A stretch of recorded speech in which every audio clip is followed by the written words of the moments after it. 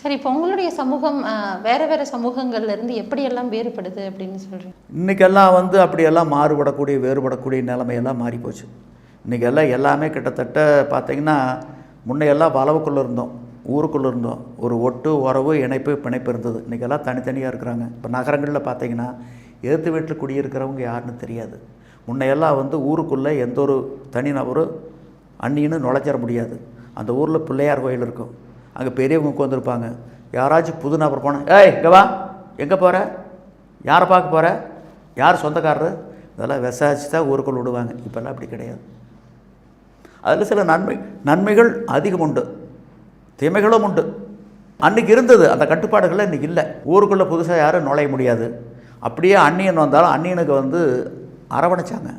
ஒவ்வொரு வீடுகளில் திண்ணை இருந்தது. இன்றைக்கி எங்கேயாச்சும் திண்ணை காட்டுங்க, நகரங்களில் காட்டுங்க, கிராமத்தில் காட்டுங்க. அந்த திண்ணைகளில் வழிபோகர்கள் தங்கிட்டு போவாங்க. இன்றைக்கெல்லாம் தங்குறக்கெல்லாம் அது விருந்துங்கிறதெல்லாம் கதவு இழுத்து சாத்தியாச்சு. என்னுடைய விருந்தோம்பல் பண்பை பற்றி சொல்கிறாங்களே இலக்கியங்களில், அந்த விருந்தோம்பல் பண்பெல்லாம் இன்றைக்கி இல்லை, மாறிப்போச்சு. அன்றைக்கெல்லாம் சொந்த வீட்டுக்கு வந்தால் சந்தோஷப்படுவாங்க, மகிழ்ச்சியாக இருப்பாங்க. இன்றைக்கி அட ஏண்டா வந்தாங்கிற மாதிரி இருக்குது நிலைமை. ஒரு காலத்தில் நாமெல்லாம் நம்முடைய வாழ்க்கை காட்டுக்கோழி மாதிரி இருந்தோம். காலப்போக்கில் நாட்டுக்கோழி, இன்றைக்கி கறிக்கோழி வாழ்க்கை, பிராய்லர் கோழி, மாறிப்போச்சு எல்லாமே. இப்போ திருவிழாக்கள்லாம் நீங்கள் கொண்டாடினீங்கன்னா என்ன மாதிரியான முறைகள் எல்லாம் பின்பற்றுவீங்க ஐயா? திருவிழாவெல்லாம் முன்னையெல்லாம் பார்த்தீங்கன்னா, திருவிழான்னா மகிழ்ச்சியாக இருக்கும்.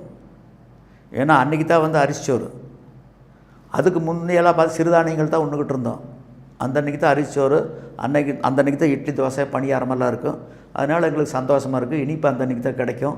இன்றைக்கெல்லாம் அப்படி இல்லை, 365 நாள் இது கிடைக்குது. அதனால் திருவிழா பெருசாக எங்களுக்கு திருவிழாங்கிற மாதிரி அந்த நினைப்பே வர்றதில்லை.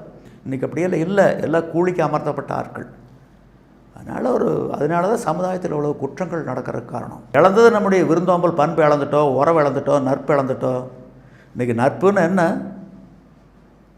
உடுக்கை இழந்தவன் கை போல அங்கே இடுக்கன் களைவதாம் நட்பு. அப்படியா இருக்குது நட்பு? கும்பகர்ணன் உயிர் விட்டான்ல அண்ணனுக்காக.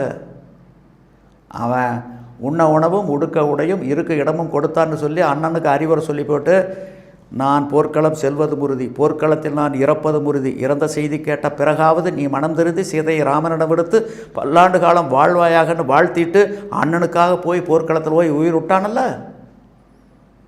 அப்படிப்பட்ட அண்ணன் தப்பி உறவு இன்னைக்கு இருக்கா?